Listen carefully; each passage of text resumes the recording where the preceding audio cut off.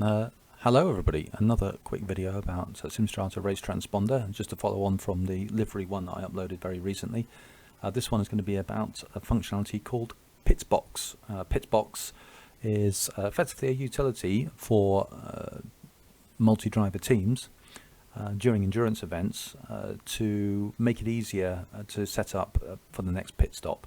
Whether that pit stop is for an extra stint or for a driver change really makes no difference, but it allows one of the drivers who is not driving to send the driver pit stop settings such as which tyres to use, how much fuel is going to be used, what the tyre pressures are, what type of tyre, that kind of thing, which makes it a lot easier for the driver driving, especially on technical tracks like Alton Park and what have you, where there's very little straight to look down and fiddle around with the pressures and what have you.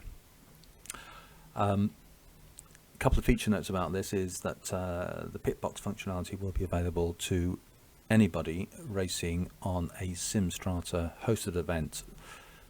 So as long as you're connected to a Sim Strata server, Pitbox will be available. On a non-Sim Strata hosted event, Pitbox will be available to use, but only for premium drivers, I'm afraid. So if you're a premium driver, you can use this Pitbox functionality on any server and any other community, any other race that's not part of Sim Strata. So let's dive in. So as you may have seen before in the other video, here's the transponder. I can move it around, place it wherever I like. The paintbrush refers to the livery download option feature, which I'm not going to talk about now. I'm going to talk about Pitbox, which is the spanner here. If I click on that, I get an extra dialog which pops up. Actually pops up by default in the center of the context screen. So you can actually move it around if to somewhere more convenient, but it will always reappear in the center. The elements of the screen, we've got the team code, driver actual, which shows data and that the driver driving is sending to the rest of the team, and the pit stop settings that you want for the planned pit stop, and a close button to cancel the option and go away and not action anything, and a send button to send the pit stop settings to that driver. So first of all, the team code. The team code is the mechanism by which the drivers within the team are connected together. So it's not relevant to the Sim Strata team and team members that we have, because if you're using the Pitbox functionality feature outside of a Sim Strata server, then that structure, where that concept doesn't really exist. So when you start the transponder, you will be assigned a unique code that's unique for that event. Each driver will get their own unique code. So to connect to your team members, one of the team members will post their code in a DM or chat or whatever to their team members, share their team code, and the other members will then just copy and paste that team code into this box here, and then press the use button, and now they are using that team code.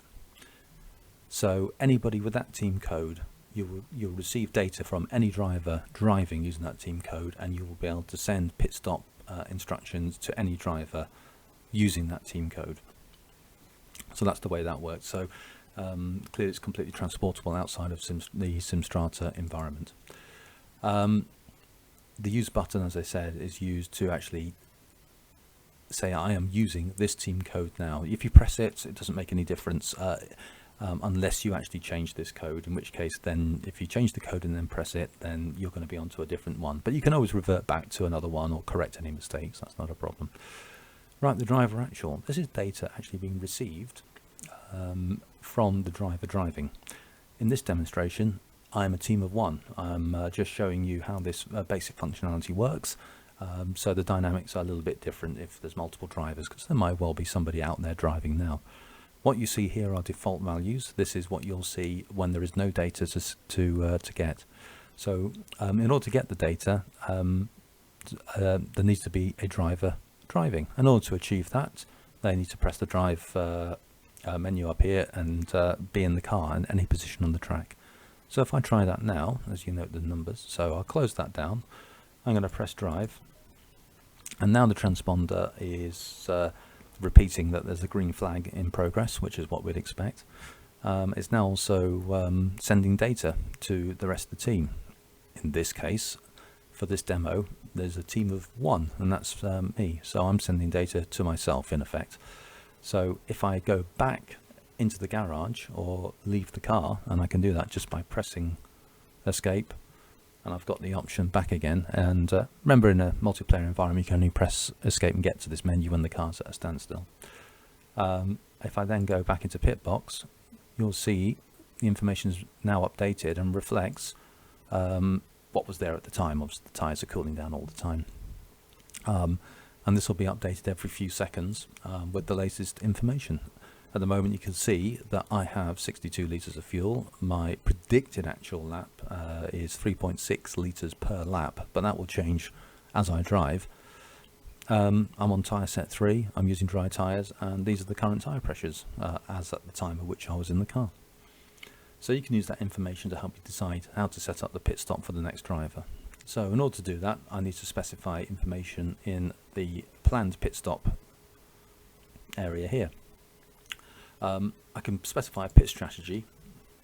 I've added this for completeness because it is there as part of the pit stop options, but I'm not sure how useful it is, how commonly useful it will be. But effectively, if I put a pit strategy in, then the rest of the options will be disabled, because what's going to happen is you're just going to set that pit strategy in the pit MFD, and then all of the fuel to add, the tyre type, the tyre set, the pressures, everything will be taken from that pit strategy. So just be aware of that.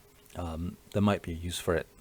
I'm not so sure how often that would be used, because obviously if you're specifying a pit strategy, it doesn't then make sense to change everything. So in this case, we're not going to use a pit strategy, so I can either blank it or press 0, and which 0 is an invalid pit strategy, so it will actually bring up the rest of the items.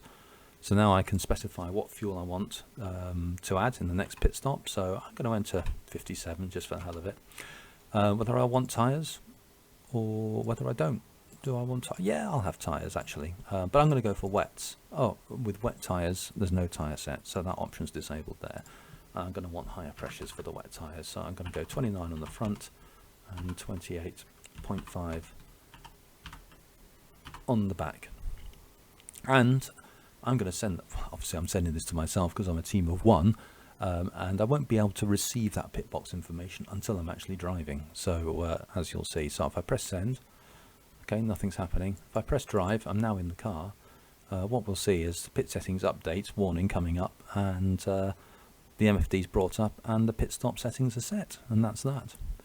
However, if you imagine the scenario that the information's changed, the weather forecast has changed, it's not going to be raining, so your teammate can then go back in there and then say, actually, yeah, we might want a little bit more fuel this time because it's for your stint, so I'm going to put in 75, and we are going to change dries. We're up to tyre set 9, and we're running a little bit hot, so we're going to go 24 at the front and 23.5 at the back, just for argument's sake. Make that 23.6, what the hell. So I can put that in, and I'm going to send that, and then as the driver driving, I'm driving along and I get my pit settings update, and I get my 75 litres of fuel, and it'll go through and set up the tyres with dry tyre set 9, which is exactly what we wanted, and happy days. However, please note that as the driver driving, you will still have to set up brake change requirements, and also suspension and bodywork damage repair requirements as well. If you need to do any repairs, or you don't want to do repairs, you'll have to do that. At the moment, Pitbox can't change those features. It can do it, but not reliably, so I've decided to exclude it for the time being until I've figured out a way of handling that. And you also notice that you have to select the driver yourself. However, I think the most complicated settings are being dealt with, and I think this will certainly enhance experience of running team endurance events, and make it more of a team event rather than a one-man show, one person struggling and weaving around the track trying to get his pressure sorted out. So yeah, I'll update you with the eventual open beta for this transponder app, and it's when it's going to be available very soon. Thank you very much. Bye.